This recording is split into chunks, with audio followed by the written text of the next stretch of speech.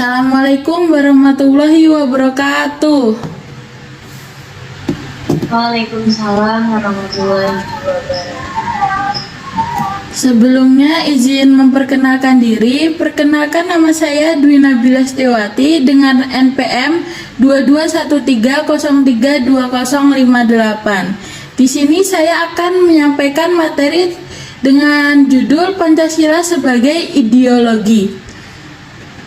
Dengan pokok pembahasan yaitu yang pertama pengertian dan makna Pancasila sebagai ideologi, yang kedua fungsi Pancasila sebagai ideologi, yang ketiga nilai-nilai Pancasila sebagai ideologi, yang keempat implementasi Pancasila sebagai ideologi, yang kelima contoh kasus Pancasila sebagai ideologi, dan yang terakhir solusi dari kasus Pancasila sebagai ideologi.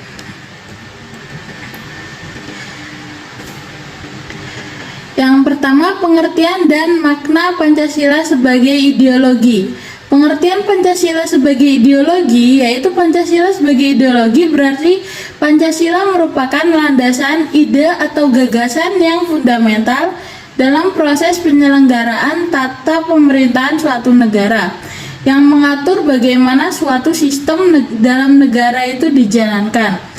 Maknanya, yang pertama itu Pancasila sebagai ideologi. Pertama, Pancasila sebagai cita-cita negara, yaitu ideologi Pancasila sebagai cita-cita negara yang berarti bahwa nilai-nilai dalam Pancasila diimplementasikan dalam tujuan atau cita-cita dari penyelenggaraan pemerintahan negara. Kemudian yang kedua, sebagai nilai integratif bangsa dan negara. Artinya Pancasila sebagai ideologi negara yang diwujudkan dalam nilai-nilai integratif bangsa dan negara membuat Pancasila menjadi sarana untuk menyatukan perbedaan bangsa Indonesia.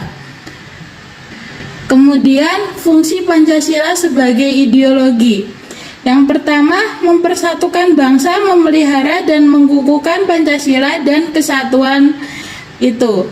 Fungsi ini sangatlah penting bagi bangsa Indonesia karena sebagai masyarakat majemuk seringkali terancam perpecahan. Yang kedua, membimbing dan mengarahkan bangsa menuju tujuannya. Pancasila memberi gambaran cita-cita bangsa Indonesia sekaligus menjadi sumber motivasi dan tekad perjuangan mencapai cita-cita, menggerakkan bangsa melaksanakan pembangunan nasional sebagai pengamalan Pancasila. Yang ketiga, memberikan tekad untuk memelihara dan mengembangkan identitas bangsa.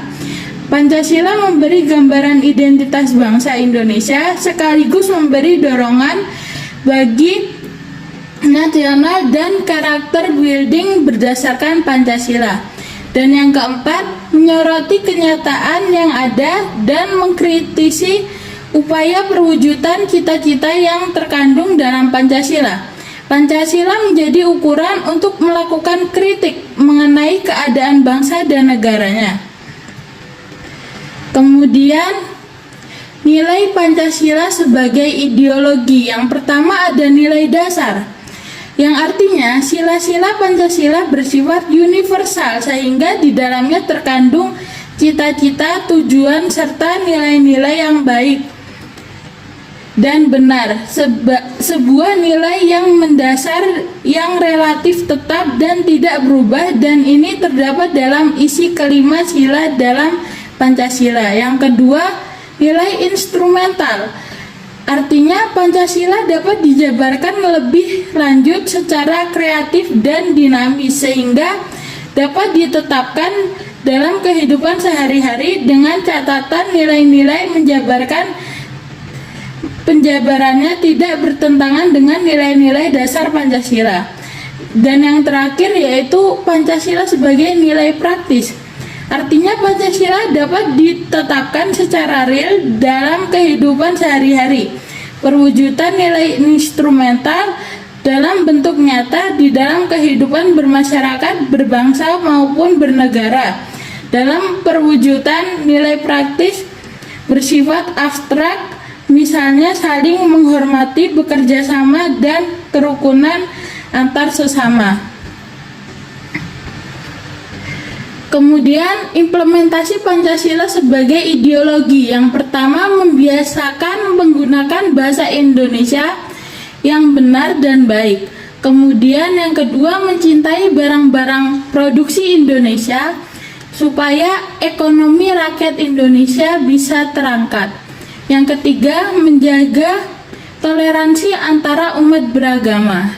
Yang keempat, menjaga persatuan Indonesia di tengah kemajemukan dalam budaya, bahasa etnis, dan adat istiadat. Yang kelima, musyawarah dan menciptakan keadilan sosial secara merata. Yang keenam, partisipasi dalam pemilihan umum sesuai dengan nilai-nilai keempat dalam Pancasila.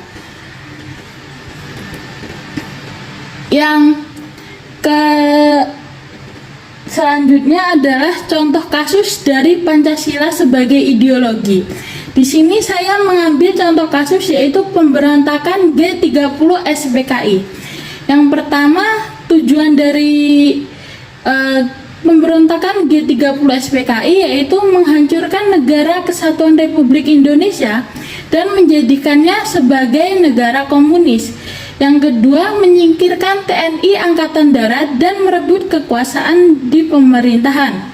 Yang ketiga, mewujudkan cita-cita PKI yaitu menjadikan ideologi komunis dalam membentuk sistem pemerintahan yang digunakan sebagai alat untuk mewujudkan masyarakat komunis. Dan yang keempat, mengganti ideologi Pancasila sebagai ideologi komunis.